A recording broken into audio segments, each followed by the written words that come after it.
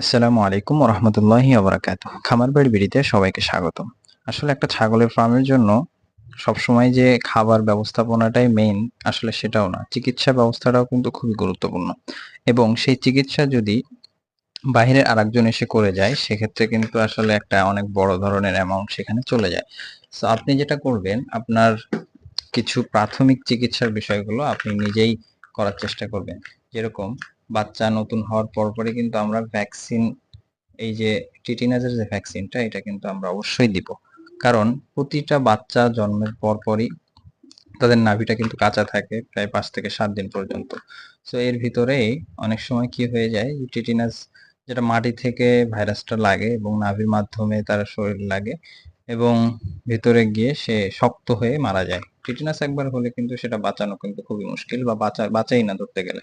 So এই যে মানুষের যে ভ্যাক্সিটিট অথবা আপনার টিটি ভ্যাক্স, যে কোনো নামে বাজারে পেয়ে যাবেন। মানুষের ফার্মেসির দোকানে গেলেই এগুলো পেয়ে যাবেন 90 টাকা অথবা 95 টাকা, জায়গা ভেদে নিবে আর কি। সো এটা কিন্তু কখনো কার্পণ্য করবেন না। বাচ্চা হওয়ার সাথে সাথে, অর্থাৎ 24 ঘন্টার ভিতরে আপনারা এই ভ্যাকসিনটা দিয়ে দিবেন। এটা খুবই সহজ দেওয়া। এটার জন্য যদি আপনি ডাক্তার দেখেন, অবশ্যই আমার মতো যদি করেন প্রথম দিকে কিন্তু লস করবেন। কারণ এইটার জন্য আমি ডাক্তার ডেকেছিলাম, কারণ সামান্য একটা এই ইনজেকশন আমি দিতে পারতাম না। সো এটাও দেওয়া আমি শিখে গেছি। এখন এইগুলা নিয়ে আমার বাচ্চারা খেলে। সো অনেকগুলা বাসায় জমে গেছে। মোটামুটি আমার যে কটা বাচ্চা হয়েছে ছাগলের, সবগুলোর জন্য আমি এগুলা নিয়ে আসছি এবং আমি নিজেই দিই এটা। খুবই সহজ দেওয়া, 1 ml থাকে।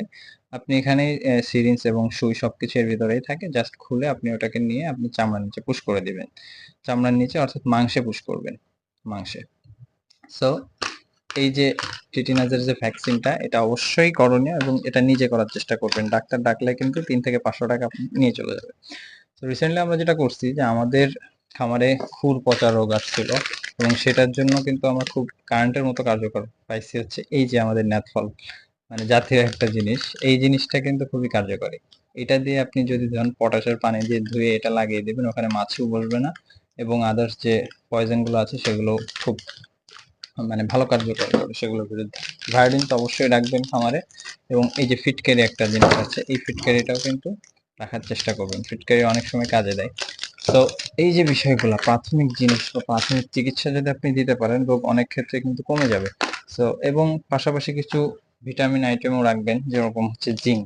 এই বাচ্চার ক্ষেত্রে এই জিঙ্ক বিটা খুব কার্যকর। মানে বাচ্চার যদি আপনার হচ্ছে ইয়ে করে, কৃমিনাশক করান, বাচ্চার জন্য কৃমিনাশক প্রথম মাসে যেটা করবেন, সেটা হচ্ছে মানুষের যে খাবার অ্যালবেন আছে, সেই অ্যালবেনটা দেওয়ার চেষ্টা করবেন। এবং প্রথম মাসে অ্যালবেনটা তার ওজন অনুযায়ী, অর্থাৎ পার কেজিতে 1 ml করে, যত কেজি হবে তত ml খাওয়াবেন। এবং তার পরের মাসে আমরা যেটা খাওয়াই, যে এই সিরাপটা আমরা খাওয়াই, এই সিরাপটাও পার কেজি ওজনে। এবং তৃতীয় মাস থেকে আমরা ট্যাবলেট খাওয়াই। এরপরে আমরা আইভারমেট্রিক বা অন্যান্য যে সমস্ত গ্রুপের ইনজেকশন আছে সেগুলো ইউজ করি। জিঙ্ক বিটা রাখলে কি হয়, বাচ্চাদের কৃমিনাশকের পরে কিন্তু তার রুচি কমে যাওয়ার একটা সম্ভাবনা থাকে। সো জিঙ্ক বিটা খাওয়ালে রুচি কমার সাথে সাথে ভিটামিন বির যে ঘাটতি থাকে, ভিটামিন বি জনিত বিভিন্ন রোগও হয় ছাগলের, সেগুলো কিন্তু আর হয় না। সো এটাও কিন্তু খেয়াল রাখবেন এবং এটাও কিন্তু একটা গুরুত্বপূর্ণ জিনিস। আর এই জিনিসটা রাখার চেষ্টা করবেন। এটা হয়তো সকলেই চিনেন, যারা হাঁস মুরগি পেলেছেন বা এর আগে, সকলে এটা চিনে থাকবেন। এটা হচ্ছে চোখের ভাইরাস জনিত, বা পানি পড়লে চোখ লাল হয়ে গেলে অনেক সময় কিন্তু অ্যামোনিয়া গ্যাস লেগে ছাগলের চোখ দিয়ে পানি পড়তে পারে, লাল হয়ে যেতে পারে, বা বিভিন্ন ধরনের ভাইরাস জনিত অনেক কারণে চোখে পানি আসতে পারে। সেক্ষেত্রে এই এটা দিলে খুব কাজ করে। এটা আমরা অল টাইম রাখার চেষ্টা করি আমাদের ফার্মে, কারণ যে কোনো সময় কোনো কিছু হয়ে যেতে পারে। এবং আমরা আমাদের ফার্মের জন্য যে কোনো ধরনের ক্যালসিয়াম খাওয়াতে পারেন। আমরা ওরাকেলটা খাওয়া একটু সাশ্রয় পাওয়া যায়।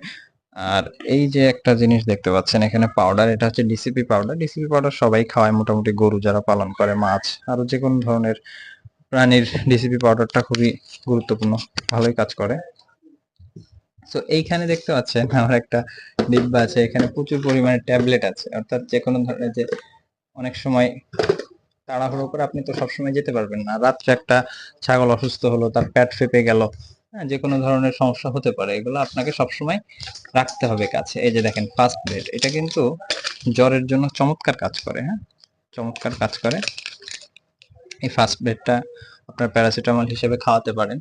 এবং আরেকটা ওষুধ আমি সবসময় রাখি, সেটা হচ্ছে যে কাটা ফাড়া-ছেঁড়া বা যেকোনো ধরনের ব্যথা, প্রচুর পরিমাণে ব্যথা হয় কিন্তু। সেই ব্যথার জন্য এটা খাওয়ানো। তবে এটা গর্ভবতী ছাগলকে খাওয়ানোর বিষয়ে এটা টেস্ট করেনি। কোম্পানিও লিখে দিয়েছিল কাগজে যে গর্ভবতী ছাগলের উপরে টেস্ট করা হয়নি। সো না খাওয়ানোই বেটার। এমনি ছাগলকে খাওয়াতে পারেন ব্যথার জন্য আরকি BK5 এই ট্যাবলেটটা। আরো আমরা যেগুলো রাখি আমাদের ছাগলের জন্য অ্যান্টাসিড ট্যাবলেট অল টাইম রাখি। অ্যান্টাসিডটা আসলে মানে কি বলবো, রুচির জন্য কাজ করে এবং ওই যে গ্যাস যখন পেটে মানে অনেক সময় পেট ফোলা রোগ হয়, তখন কিন্তু অ্যান্টাসিডটা প্রাথমিকভাবে দিয়ে এরপরে জিরো ব্লোট বা ব্লোট এই টাইপের অনেক পাবেন। তো এই ওষুধগুলো খাওয়ানোর পরেও যদি কাজ না করে, সেক্ষেত্রে কিন্তু আরো ওয়ে আছে, ইনজেকশন আছে, ওগুলো দেওয়া যায়। সো আপাতত এই প্রাথমিক যে চিকিৎসাগুলো এগুলো নিজে করার চেষ্টা করবেন, কারণ আমরা প্রথম দিকে ডাক্তার ডাকার পরে আমাদের থেকে প্রচুর পরিমাণে টাকা নিয়ে গেছে এবং এই পারপাসে যদি আপনার এত পরিমাণ খরচ হয়, তাহলে কিন্তু আসলে মানে খামার করে আসলে লাভ লাভ করাটা খুবই কঠিন হয়ে যাবে। এবং এগুলা আমরা নিজেরা করতে করতে এখন আলহামদুলিল্লাহ অভ্যস্ত হয়ে গেছি।